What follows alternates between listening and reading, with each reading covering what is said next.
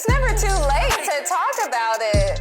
Or we might talk about pulling out. Sweet and warm, that's me. Kinda That's like me. Welcome back. Yo, this your boy Gilligan, and this is Common Convo. Let's talk about sex. This is an engaging series about sex, healthiness. I can't get it out my mouth. I think I've been doing this a little too much. We're gonna figure it out, right? You talking about the word healthiness? If you couldn't get it out because it wasn't a real word. That's what it is. I was like, we're gonna talk about this. I think it's Healthiness. because I'm surrounded by all this gloss and glitter and beautiness, right? It's so many people around me that's so kissable. Don't let him fool you. He was in the makeup chair also. What kind of, what's your shade? Oh, I got a stripper name now. Yeah, you do. Oh, you What do? was it? Nude? In the nude. Yeah, so it's Gelly in the nude. Gelly Welcome to Gel in the Combo nude. Common Combo. Let's talk See, about look, sex. he's flustered. I'm Y'all just ain't got him Rosie, right? So if you tuned in before, if you're on YouTube for the first time or you listen to us where you hear a podcast, know that this particular series is truly about talking about sex. All the things that we don't talk about, all the things that we should talk about, and exploring how we can do what? Be more intimate, be more vulnerable, but safe. And safe. Yes, safe is a beautiful thing. And this series, right, this is our third episode, and we're going to be talking about consent today, but specifically to women, right, for women. So I'm excited about exploring this conversation because I'm just curious about what men don't know, and we should. But I'm also more curious about women's experiences as a whole because, you know, I know that they're different from one space to the other. So before we dive into that, you know, we got the crew with us. Ladies, how are you? Good. We're good. We're good. Good. So are we doing soft introductions, hard introductions? What are we doing? I think soft, because We're we have gonna an do expert here. Softcore or hardcore? You Really pick. let the people know who she is. All right, so soft introductions. Who you're starting. You're supposed to start. I didn't know that was concrete. Soft introduction. So, hi, my name is Amira. I love cats, the color purple, and I love sex. Was that soft enough? That's soft enough. Okay. Now we're getting harder. Not without consent. My name is Riece, and I like cats and dogs, and the color coral. Coral is a sexy color. I would not have thought of that. What is coral? What is that? It's a not mix salmon. of pink and orange. Okay, let's get it. Yeah. Dot. I'm Dr. Ashley Anderson. Red is my power color. I'm not wearing it today. Power. On your lips, sort of. You are red in the Reddish. yeah. Yeah. I like it. Red energy. I like all animals, but I have none because I have two small children that are 4 That's and 5, enough. and that is enough. They're animals. Yeah. That 4 are, yeah. and 5? Yeah. That gotta be fun. Well, my favorite color is purple and orange. I like that coral. I might have to borrow that. Absolutely. 10%. You said 10%? 10%. You're always. You're gonna be my manager. Trying to get people paid. Yeah, you are. You're always looking out for my well-being financially. And today we have Donisha Moore with us, who is a licensed counselor and certified sex therapist. I get to sit next to a sex therapist. That means I have to be on my utmost behavior. If I ask you Maybe anything 40, But do inappropriate, you? you get permission to slap me. I will let you know. All right, done. Yes. Glad to have She's you going to here. fit right in here. Will you tell the audience that doesn't exist here, but that's listening or watching Yeah. who you are, what you do, what populations do? What does a sex therapist actually do? Oof, okay, that was like 12 questions, so let me try to, Break it condense down. it. Your time. Take Let me your try time. to condense it. First of all, a sex therapist is a psychotherapist, right? So a talk therapist first. So a lot of times when people hear sex therapy, they get really curious about like, wait, what are you touching? Are you giving? Like, what's happening in the room in sex therapy? And the answer is that no touching ever happens. But we dive into all things sex, sexuality, sexual wellness, pleasure, like all these beautiful, wonderful things. Navigation of things like consent, which I'm so excited to talk about with you all today. But yeah, so I am a licensed professional counselor, associate, and certified sex therapist here in Louisville. I work primarily with the LGBTQIA plus community. I work a lot with consensual non-monogamy and ethical non-monogamy. Do a lot of work with like really just figuring out different relationship structures and like what works for people. Because a lot of times we really are kind of bought into like narratives that we are sold about what relationships should look like, what sex should look like.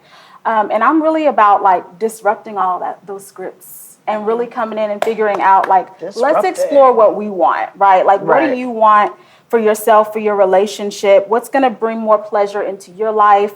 And, let's talk about some ways of, communicating when things are not going well, too, when it comes to sex, because that's something that a lot of people, particularly women, struggle with communicating. Right. So, that's a little bit about what I do. I love. I'm just gonna jump in and we're just gonna have a cool. I don't know if it's a round table, but let's just dive in because I'm kidding. Semicircle. It's a similar. It really is, though. What does consent look like? So, before we started talking, and we talked about this in our review. Someone once said to me that men should teach men consent. And I always thought that's kind of strange. I think women should teach men consent and boys consent, because who's going to better understand that relationship?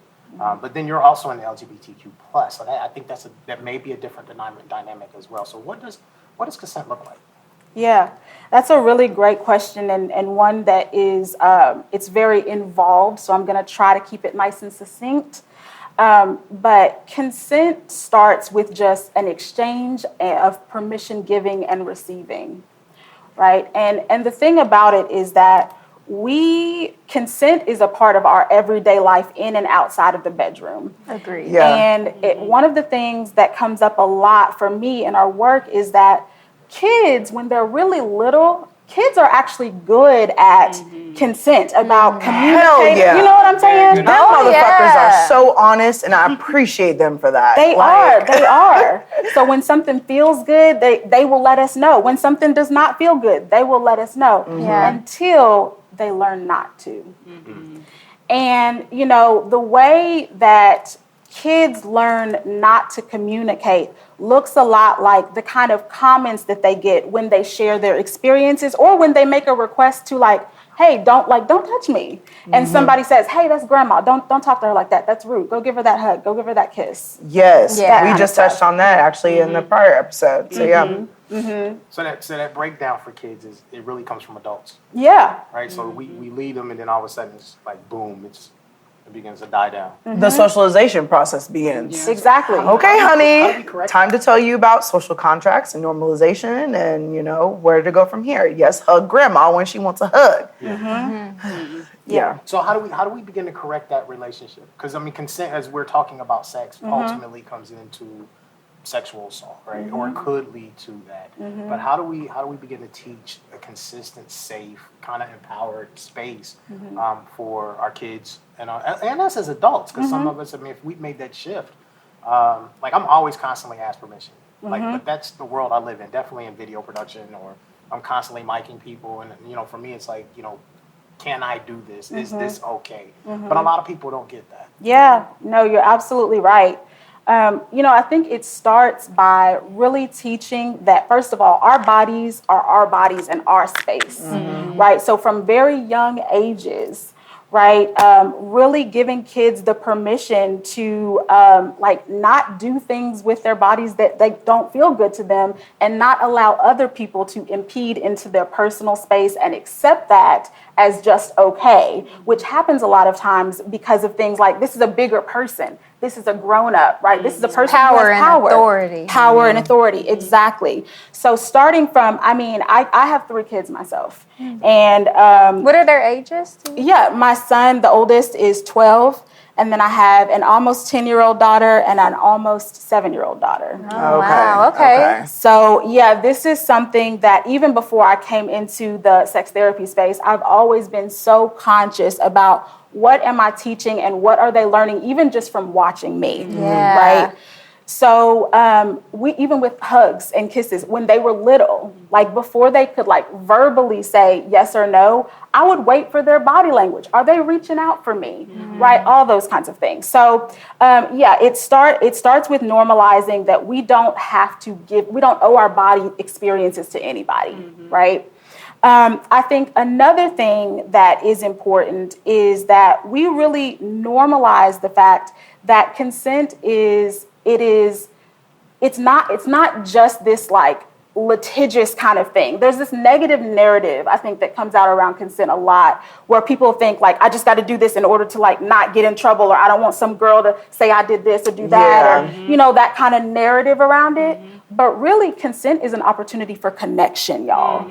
Like, consent is an opportunity for us to participate in this getting to know each other process, for us to be able to build trust with each other, right? Like, can this person respect when I like don't want to go to that pizza place? Like, you know what I'm saying? Like, little things like that that start to let us know, is this a person who is going to be safe for me in any context, but especially in the bedroom? So interesting how, like, because, you know, our previous episode, we talked a lot about safety, we talked about intimacy, and I feel like that's really what you're describing there, is creating a space where people feel free and comfortable being themselves, asking for what they want, and, you know, being able to receive that. So that's really beautiful.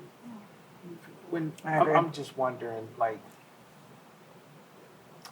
so let's say in a non-consensual way something occurs, right? This creates some level of trauma, or, you know, some nuance in a person's life.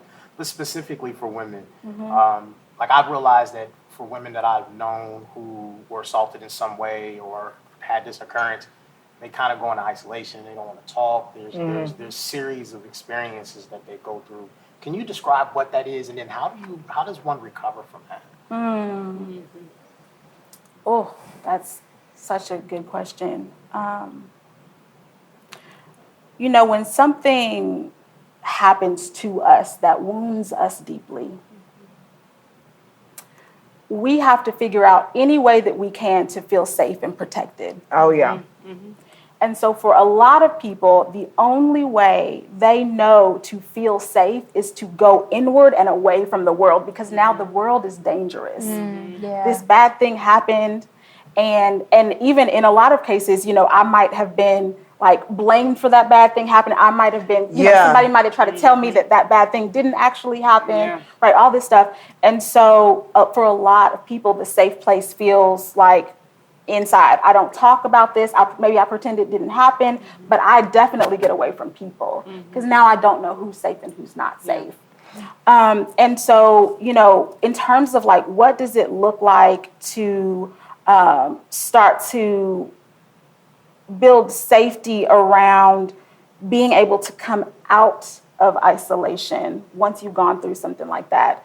I think it's a whole lot about like having community, and having community that talks about and normalizes that, you know, this is stuff that happens each and every day. And there's a whole lot of people out here, a whole lot of people who are ready to show up and show love for people who have gone through some of these types of things. And so, you know, I think that's a really big part of it. You know, I'm a therapist, I sit in an office one-on-one, but I spend maybe 1 hour a week with a person. And there's the rest of the entire time where they might feel alone. They might feel scared. They might not know what it looks like to feel safe in their body again.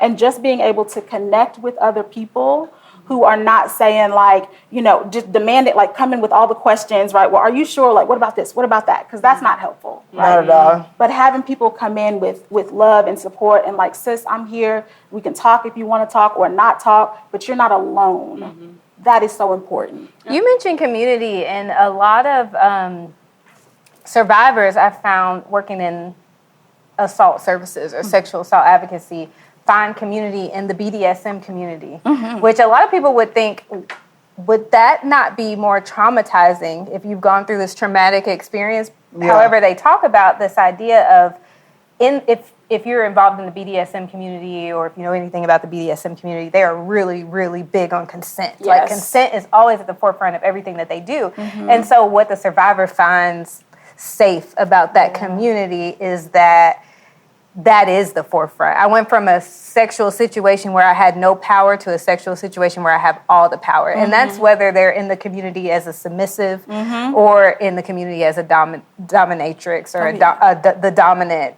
like, kind of force in the relationship. It's just that they have that agency. Absolutely. It's not that I don't like being submissive, or like the part of that experience was that I was submissive or I was being dominated, but it's that I find safety in that choosing to be submissive, or I find safety in the choice to have somebody dominate me. Do you find that as well in the community? Absolutely. I mean, and the thing is that Nice. it's such a good point.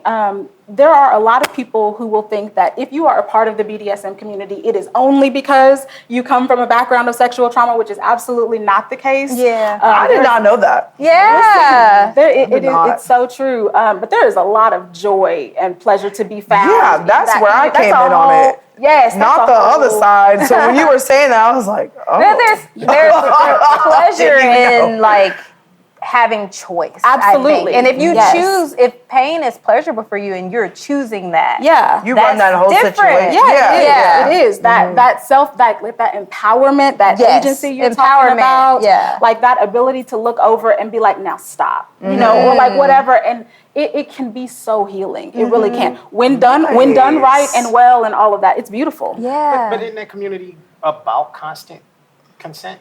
Yes. Right, that's the whole That's journey. the Like whole- nothing happens without approval. Yes. You know, and the more extreme you Yeah. are, that's why they have safe words and they create all. Yeah, Yeah. that was yeah. my thought when it came to consent, at least in that community, because I feel everyone has a kink.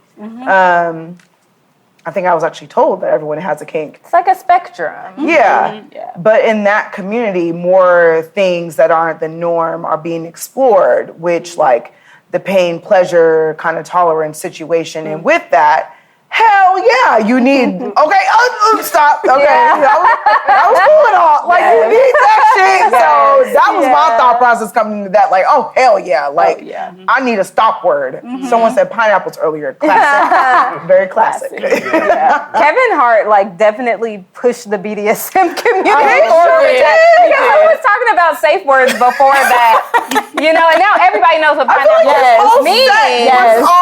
Yeah, so that's actually great in how media. But yeah, I like the whole community is about consent all the way through. Not just let's talk about it before we start. right. But Yeah. even in the Even midst, you can yeah. change your mind. That is such a. I'm so glad you brought that up because that is one of the biggest like myths and misconceptions around consent. Is like, okay, we talked about it at the beginning. Everybody said yes, and then it's done. No, Oh, I can't stand that shit. no. It is such- But you was down 5 minutes ago. Well, that was 5 minutes ago. Yeah, and it's 5 minutes later, and this Things is a have no. changed. Yeah, things have changed, and they do change. And not only do things change, like things change with context, things change with how my body is feeling that day. Me agreeing to have sex with you doggy style yesterday has nothing to do with what we have going on today. Right. You know what I'm Right. saying? I might not be in that space. And so the assumption that, that one initial conversation, like, check, we can do that. No, it is an ongoing process, just like check-ins are. Check-ins, and that is, check-ins is something, if people aren't already doing it in their sex lives, I really encourage people to get creative about what check-ins look like because it can be sexy, y'all. Yeah. Can you talk more about that? Because I work at U of L and I work in sex education. And a lot of the college students are like, I don't want to harm anybody and not get consent, but what are the ways you do it besides filling out a contract and saying, like, I don't want to stop in the intimacy part? And how do you make consent look sexy? Yeah. Oh, that's a good question. Can you make it sexy? I think you can. Should we role play that? Yeah. Can we explore that? No. I mean, what would sexy consent look like to Consexy? you? Consexy consent. Somebody coined that, y'all. That's real. Yeah. Well, honestly, Sexy. Reece kind of said it first. just Okay. now. All right. Hey, listen, I'm on it. I got you. But like, if you were in a situation and you needed to communicate consent, what's a sexy way you could do it? Or what's a sexy way you'd want it communicated to you?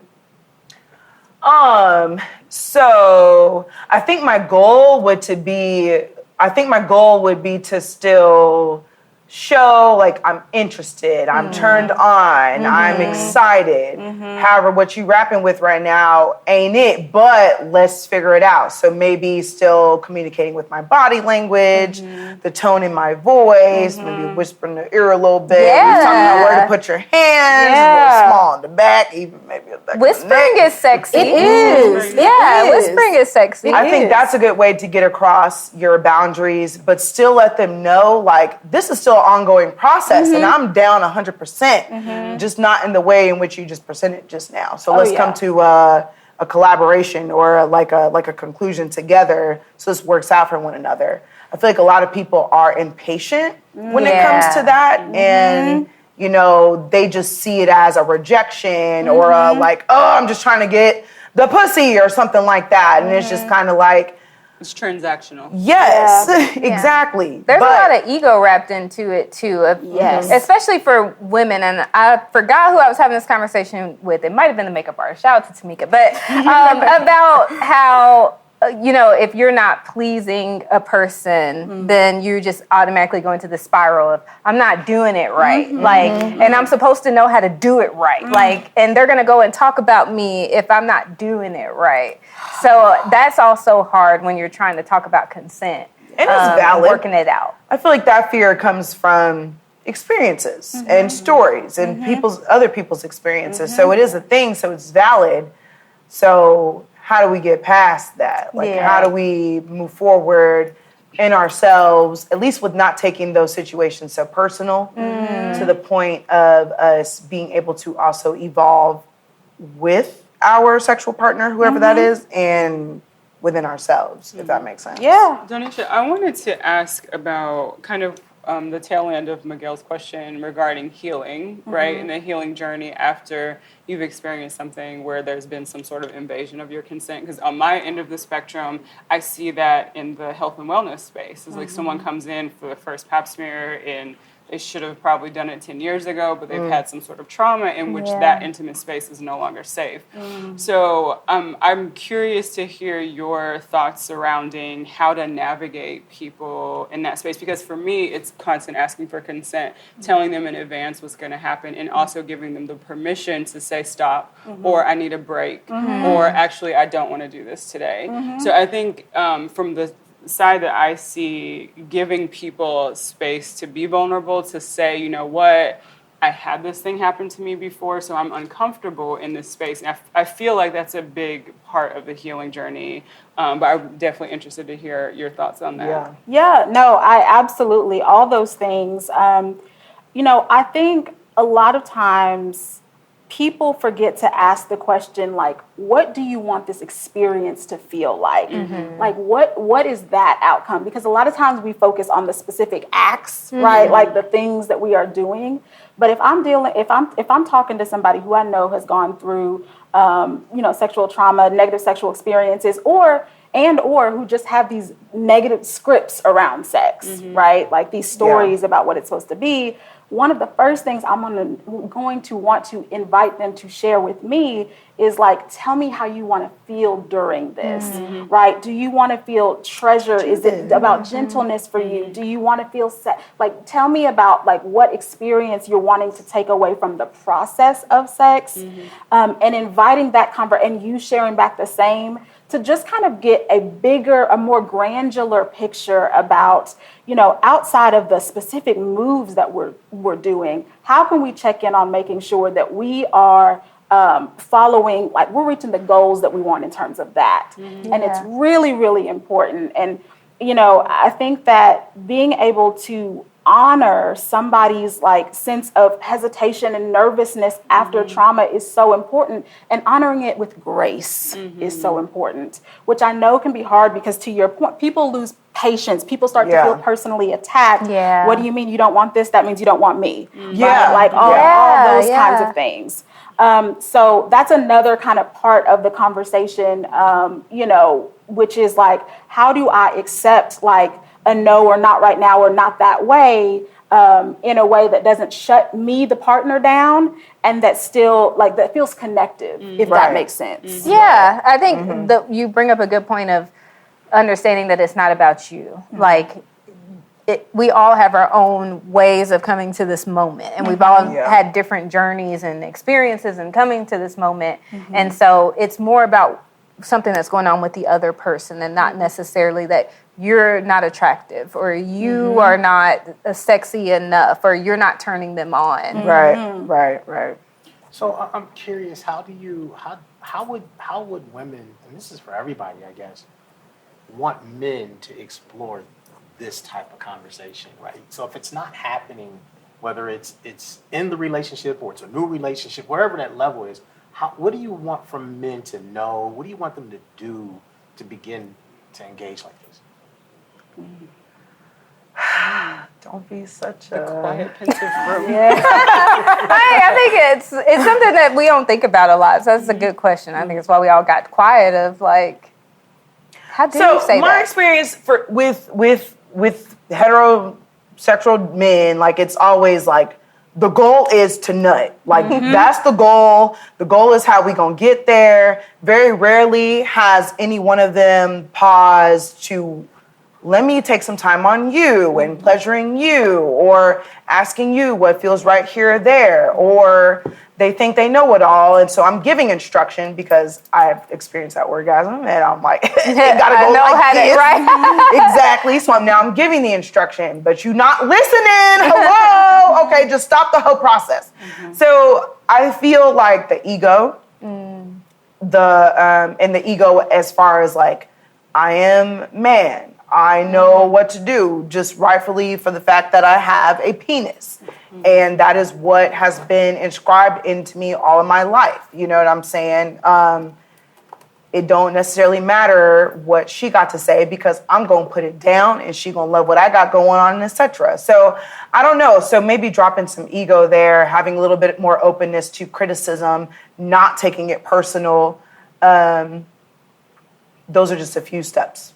I would say I would like more of the communication in the moment instead of relying on, well, they're moaning, so it probably feels good to them. Or they are still here, they haven't got up and got out of the bed, so it probably feels good to them. More of just like that check-in that you were talking about during and not after, because what I see a lot is the checking in after, like, well, how was it for you? And it's like, it's over now, so what does it matter? Like, you know, if I didn't have it, you already know what I'm saying. If you gotta ask, it didn't happen. Right. but also on the flip side, I think that all people should be more honest about what's pleasurable, because the reason they do rely on she's moaning so it was okay is because women get taught to just moan even if it's not great. And we should stop doing that too. Oh yeah, 100%. Yeah. I have had a moment where I just had to stop a chick. Come here, baby, let's just cuddle. I just had to stop her. Did you have the conversation of why?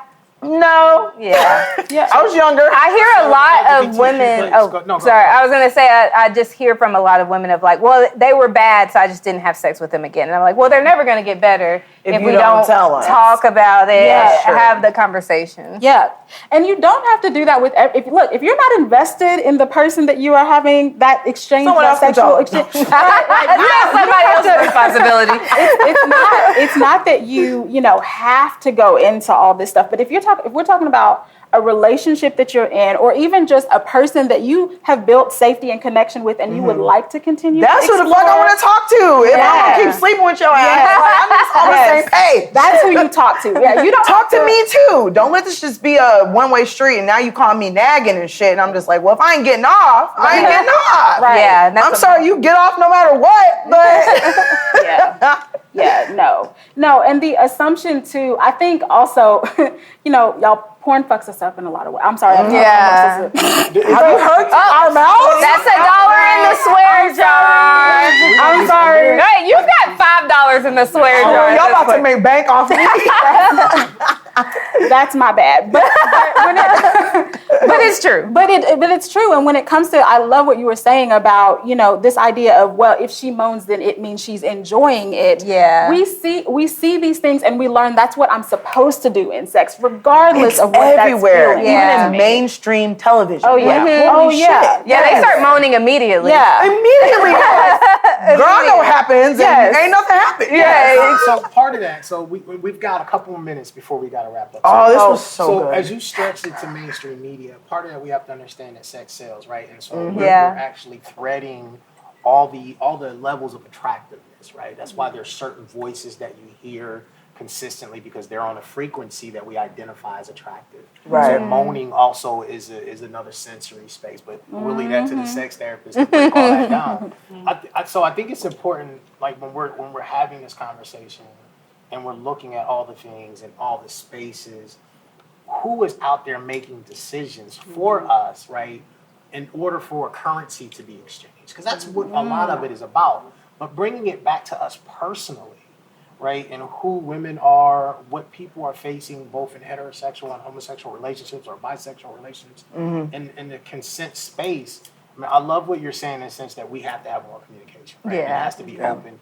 You know, women have to be honest about where they are in the space, or spouses, period, because men lie too, right? You know, men face a thing, but mostly what we want to do is be in a space where we are not doing harm to our mates, right? But we also want to teach our children at a level where they're not doing the same thing, right? We're not perpetuating the pain and trauma that we've gone through, right? I'm, you know, so as we get ready to wrap up, like, I love this. I think we could be here for about 3 or 4 more hours. Maybe we do this a little bit again. I want to hear Part 2. how we create safe spaces, right?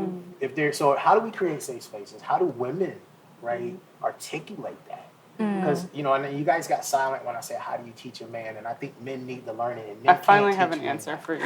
Yes. Let's go, doctor. We was really just waiting on you. Answer for all of us. I'm like listening, trying to put it together. But I would say if there were something that I'd want men to know in terms of navigating this space, it would be to come with a posture of service. Because if you are coming into the sexual space and intimacy space seeking to serve your partner, it's always going to work out wonderfully. But if you're coming seeking solely your own pleasure, then it's not going to be a pleasurable experience for one party, maybe not both. So you're basically asking them to come into the experience like a woman comes into the experience. Because we do come in Match with my that energy, please. Yeah. So if you want to know how to do that, go ask a woman.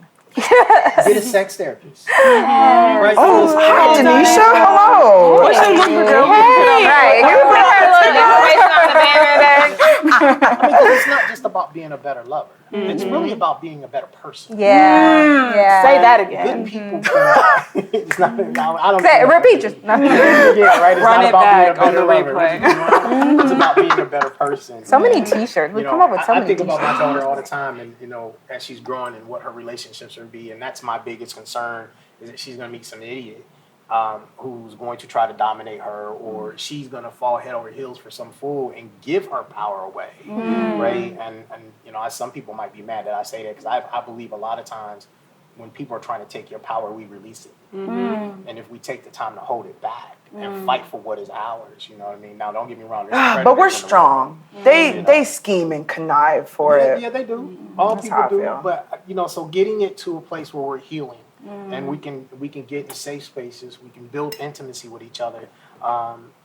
What are 3 things as we wrap up that folks can do, women can do, whether it's teaching other women, teaching themselves, and definitely teaching their mates. I'm always gonna lead multifaceted questions. I know. Loaded ass questions. As we the wrap whole up, episode. give us a dissertation about that. This is your. Do you practice. want that from us? Yeah, you start. Or Maybe start with them. So all right, yeah, let's do. I'm done for today. Like, I literally did. So 30 seconds, Send your 30 invoice. seconds, and then you wrap and then we close. Is that a win? Of ways to make it safe. To make it safe, more intimate, and that things that women can teach women and ultimately teach men. I feel like, and I hope there's a different perspective of mine, but I hope that, I mean, you start with within first. Like, you got to start with having those understandings and conversations and, like, boundaries and things with yourself. So to teach another woman or a man, like, you got to get it down first. I don't know if this helps. This is why I'm hoping for another perspective. So I'm starting with the within first, and then how do you translate that or get that out to anyone, any party around you? Because, again, I just feel we're so behind individually in understanding ourselves and our needs and advocating for ourselves, if that makes sense. Yeah. So, yeah, when the chick, I was like, come here, I'm going to just cuddle. Like, yeah, I don't want the responsibility. Like, if anything, maybe letting her know, like, yeah, you could move to the left a little bit. But, like, I don't really know. That was my perspective right there.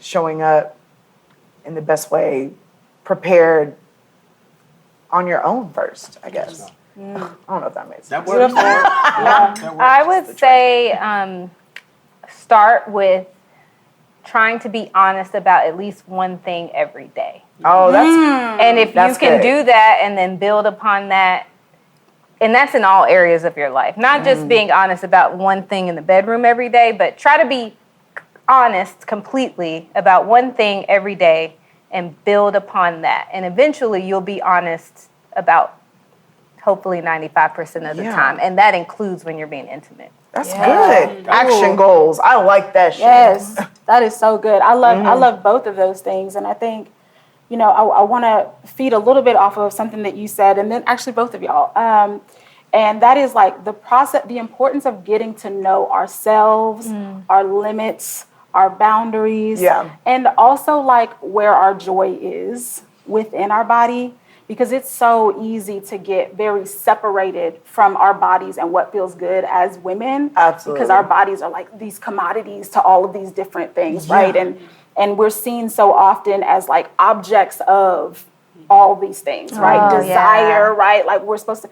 So I think giving ourselves permission to get curious and explore ourselves, I think is a huge part of it. Yeah. I think also like getting comfortable with discomfort. Yes. Yeah. Because how else do you grow? That is it. Like we want so badly for things to be like, I just want to be able to talk about this and like not feel comfortable or not worry about the awkwardness or not, you know, all of these things. And like the reality is that it is uncomfortable sometimes, especially in the beginning as we are trying to build muscles around this, around talking about it, around gracefully accepting a no without thinking that that's a whole attack on my character, right? Yeah. That part is really, really important. Some distress tolerance, right? Like I can tolerate this. And you don't have to be perfect And you at don't. it. And that might feel uncomfortable. Even the fumbling around. Absolutely. But that falls in sex is uncomfortable sometimes than the fumbling around. Yes, and it's messy. And sometimes we do mess up and we do have to go back and be like, you know what? I recognize that moment was not good for you. Yeah. And like, let's talk that through, right? Yes, Like acknowledgement. That is so important. I mean, there's a lot, but those are, I think We're some gonna of need a the part things. 2. We're going to need a part 2. Part 2 of this. Yes. Donisha, how do we find you? So I'm not a huge social media girly. I'm trying to get myself together on that. Don't worry. She needs a TikTok. But I do. Will y'all help me? You need a sex talk. You need a sex talk. Okay, I condone that. But other than that, you don't need a damn TikTok. I'm not really into that. But you can find me online. My website is www.moorecenteredconnections, MOORE, centeredconnections.com. And you can find out information about me, my services. And, you know, hopefully if you're interested, feel free to reach out. But this community is so important. So I know that therapy is not accessible to everybody. That's a huge barrier, right? So even just having these kinds of dialogues, y'all, is incredibly important. So I hope we continue to do some of that too. Oh, yeah, you're get ready for Our part 2. sponsors say that we are going to continue to do that. So this is episode 3. This has been good. Hopefully it's been educational. So if you're listening, please send us some comments. If there are things that we didn't cover that you'd like to hear, let us know. If you're watching on YouTube or Facebook or wherever you see us at. Again, shoot us a comment. Let us know what you like, didn't like. And subscribe, ring a bell, do all those fun things. Other than that, this is Comma Convo. This is Let's Talk About Sex. And we will see y'all in the next episode. This program is supported by the Health Equity Innovation Hub at the University of Louisville. The views expressed are not necessarily those of the funder.